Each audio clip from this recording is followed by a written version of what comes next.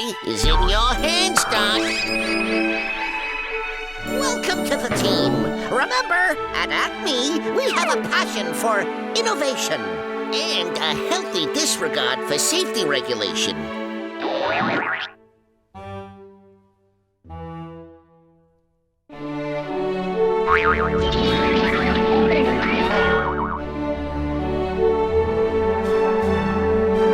Ooh, you wascally wabbit, get back here!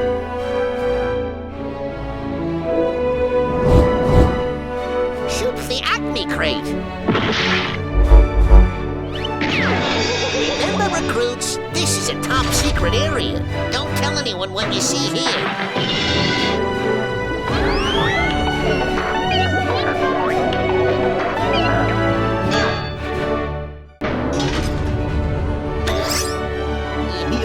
Ball locked.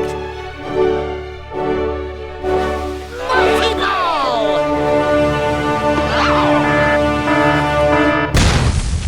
Finally, an earth-shattering kaboom! Hey everybody, my name is Bug. I am a game designer and creative director at Spooky Pinball, and today we're really excited to be showing you our Looney Tunes pinball machine. So something new for us is that we get a lot of requests now to keep doing Saturday morning cartoons. Everybody loves the nostalgia of all these shows that they grew up on, and of course that really started with us after we did Scooby-Doo. So what would be a better follow-up to Scooby-Doo than something like Looney Tunes, which goes back even further, all the way back to the 30s and 40s and 50s. There's nothing really more nostalgic than Looney Tunes if you think about it. Like, there's a reason it's called the golden era of Looney Tunes, which is what we're showcasing in this game, is because it was a golden era for animation, for these characters. It worked great back then, and it works just as great now. Hey guys, I'm Spooky Luke, and I am the Chief Operating Officer at Spooky Pinball. So to me, that job is to make sure that we're doing everything to the highest quality that we can do for people. I want to hear what they want to see from us. I want to give them the best themes we can possibly give them. I want to give them the type of layouts that they want to see. I want to make sure that those games are loaded and at a price point that our people want to see. That's my job. I get to wake up in the morning every day, and I think I got the best job in the world. I really do. I love doing what we do. To work every day with these guys, and it's one of the most, I love the team. Continuing our relationship with Warner Bros has been really fantastic. We absolutely love working with all the people over there. And something that's really important to Looney Tunes, of course, is getting all of those characters' voices in the games. We knew we were gonna want all these crazy characters yelling all sorts of fun things at you while you're playing, and we had an opportunity to work with this insanely talented actor, Eric Bauza, who does most all of the Looney Tunes voice work today on anything new that you see. And he is just an absolute insane talent. He was a pleasure to work with. He is just Mr. Looney Tunes. There's no way we could have done this game without him.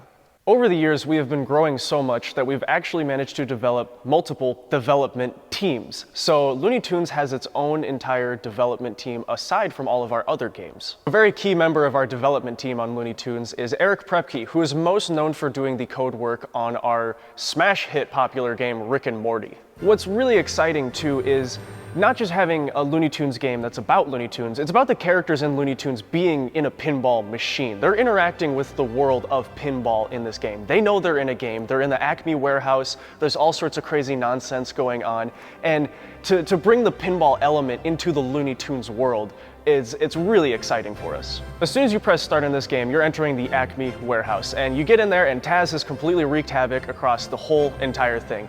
And Bugs, Daffy, Marvin, a bunch of other friends, they're asking for your help to find their lost film footage from the golden era of Looney Tunes, as well as collecting all these crazy Acme products, items, traps, gadgets. I could go on and on. Carrots, Martian inventions. You're collecting all these items in the Acme warehouse. And of course, after you've gotten those clips all together, you and Bugs and Daffy are gonna go sit down in the theater and, of course, watch them. Hi, I'm Luke Peters, not to be confused with Spooky Luke. I am the co-development director here at Spooky Pinball. Within the factory, in addition to the modes, we also have several multi-balls that do stack with our modes. We have anvil multi-ball where anvils are falling all over and you gotta look out for those. We also have a giant rocket multi-ball where Wile E. Coyote is, of course, chasing a Roadrunner. Doesn't catch him ever, but you can sure try. To qualify a mode in Looney Tunes, you are gonna be finding lost film footage, shooting white arrow shots. Once you have enough shots, you're gonna go into the Acme vaults to start an episode.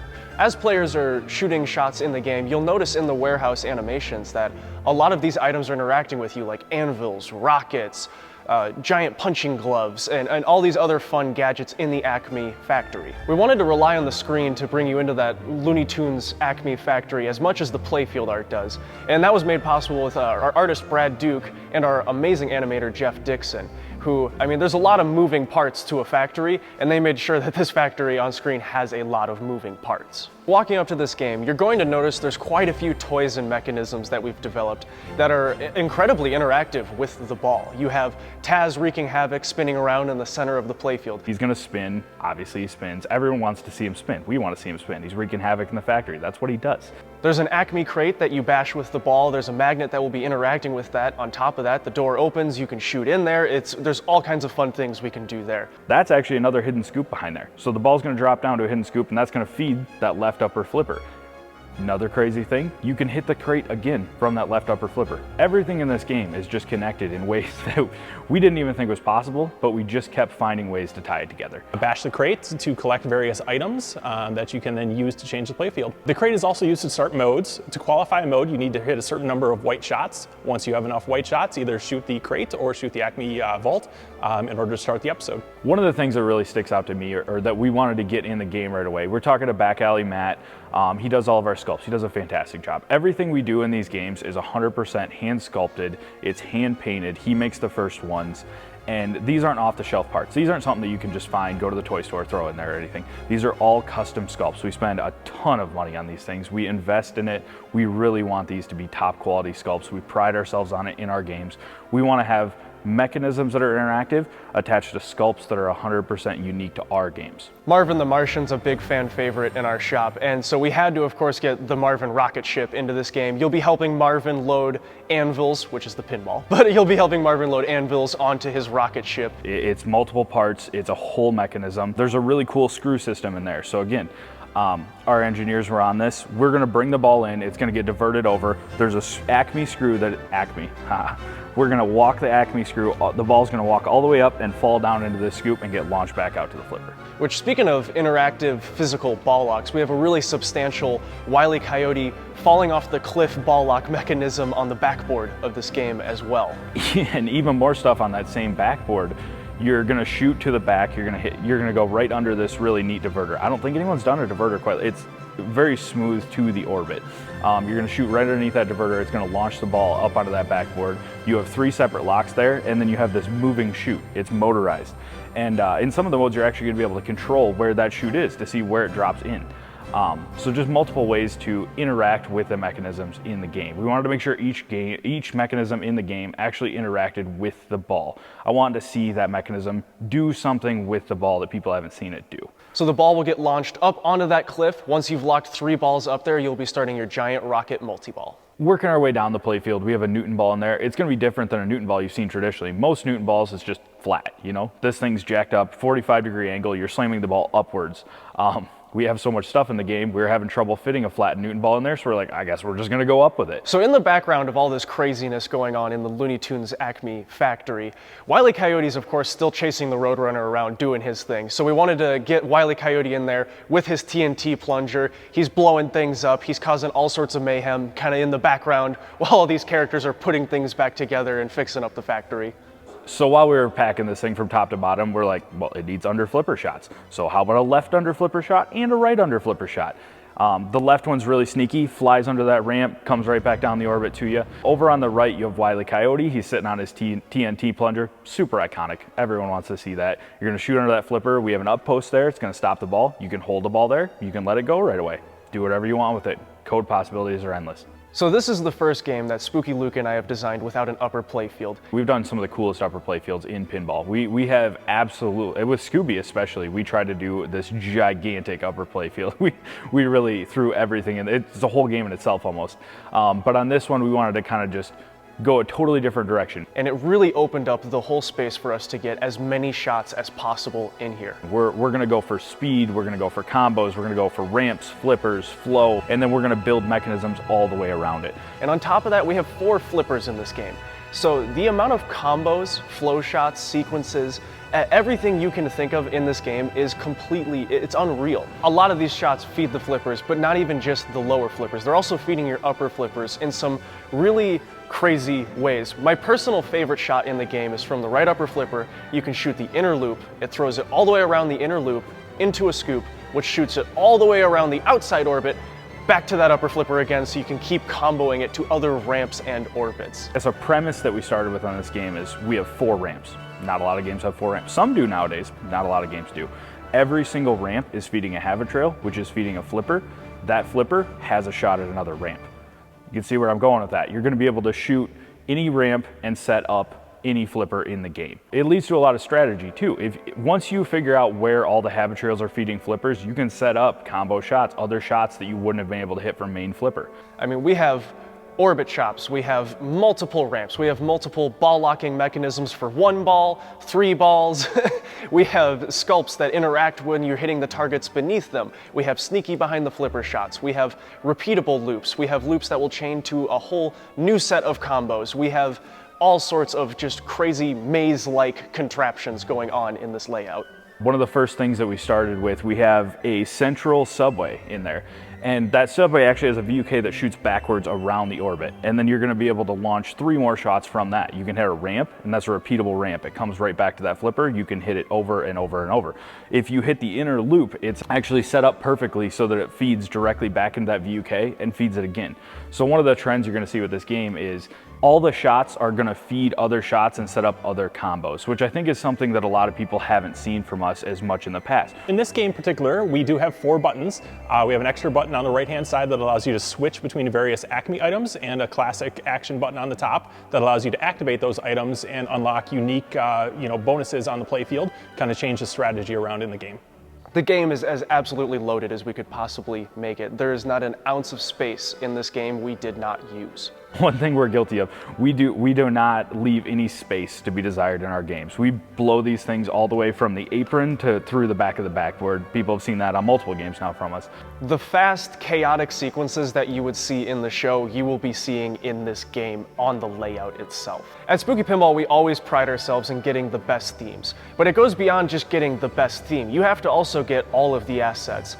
And like we always do, we got all of the assets here for Looney Tunes. So the theme is really important, the assets are really important, but to really bring the player in, you have to nail the theme integration, which is why we spent so much time on the toys, mechs, and layout on this game. When you are a fan of Looney Tunes and you think, this is what I would want to see in a Looney Tunes game, we got that in here. My favorite part about the game is definitely that we are using the golden era of Looney Tunes. To me, it's what I grew up on, but on top of that, I find it to be the funniest era of Looney Tunes. It has all of the most classic bits of the franchise that people think about. The Rabbit Season, Duck Season bit, Duck Dodgers in the 24th and a half century, the Tortoise and the Hare, the What's Opera Doc episode, the Space Modulator where Marvin's trying to blow up the Earth. And we have episodes going beyond just the most well-known classic bits. I mean, we have all your favorite characters: Bugs, Daffy, Marvin, Tweety, Elmer, Porky, Gossamer, Sylvester. One of the other things that I'm really excited about is with the size of our code team now and everything, you're gonna see us be able to stick on these games for years to come. A lot of you that have been following along have seen that with some of our other releases. We're still working on them. We want every game to be as good as it can be. Right away at the top of the game, from top to bottom, we're gonna walk you down. You're gonna have the topper. You know, we always include the topper. It's the crowning jewel of our collector's edition. It's gonna get included. We wanna see people get that. The next thing you're gonna see is a real direct printed back glass. Everything that makes that art pop, you get it in the best definition possible. You're gonna see that in full clarity. Returning as usual is our full armor set. This thing is coated, it's a 2-part process, it's beautiful. It's got a metallic flake and then you're getting a clear coat over it. Something unique you see, we even coat the coin door. Nobody else does this, we're including it, we're not charging a nickel extra. This is something on every single CE you're gonna see. And then when we get done with that, we have a custom launch button, custom little start button, just the cool things that pull it together. We custom cut all of our armor, so it's laser cut Bugs Bunny right in your side rail there. It's not just gonna be some off the shelf side rail, you're getting a custom design every single time with our CE. For those of you who are familiar with our CE package, we have knocker, we have shaker, we have all those flipper buttons lit up, they're beautiful. We're putting every little thing in this game. Once you get inside the game, you're gonna see that all those habit trails, all those ramps, apron, display, everything is powder coated to match. But something we went above and beyond that we haven't done before too, on top of your powder coated coin door and your powder coated display, we had Brad Duke do some super cool custom art. We got magnet stickers on there, so you can put those on, remove them if you don't like them, whatever you want, but you're gonna have your game covered in custom art from top to bottom, all the way from the coin door to the display panel. We also have lighted speaker grills in the game, and funny enough, you're gonna see that Wily cutout just smashing right through the metal on your display. On top of all that, we're actually gonna lower the price. We were able to walk the price back down on this. Again, it's my job to make sure we hear what you guys are feeling. Everything's expensive nowadays. I think that's really important because we've actually added more to this CE package than we've ever had before. We've been able to bring that price down, and there's only gonna be 888 of these ever made. And you guys know us, we've never went back on our word once. When we say we're making 888 of something, we're making 888 and it's done. We don't do different editions. We don't do extra stuff. That is it. Before we leave you, I just wanted to jump on here quick and introduce myself. My name is Morgan. I am the voice behind the phone when you call us here at Spooky Pinball. I am in charge of all of the office management, be that shipping, parts ordering, sales, and anything else that I can do to make you guys happy. We here at Spooky Pinball are always revamping, always looking to see what we can do better. Some of my parts in that is revamping our website. So as you may have noticed by now, the website is completely redone.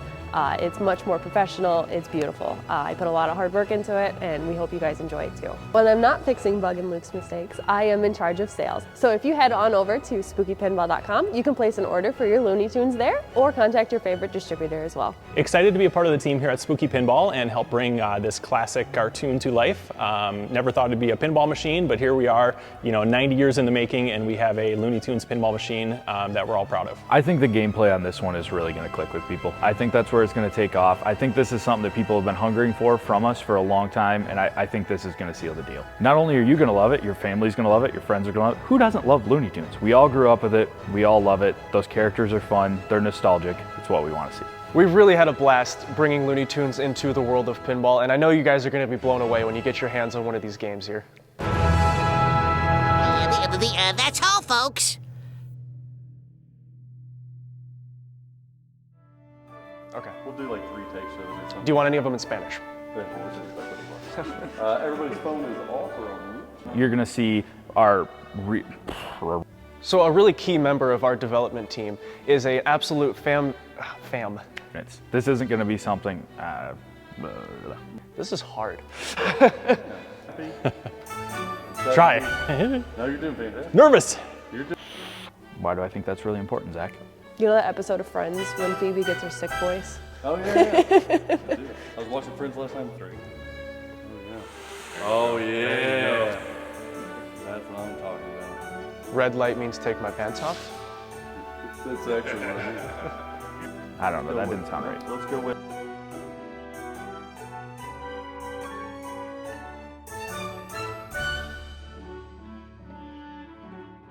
Hey guys, I'm Spooky Luke, and I am the Chief Operating Officer at Spooky Pinball. And I smell like a ribeye. He does. He actually does. So long, Screwy. See you in St. Louis.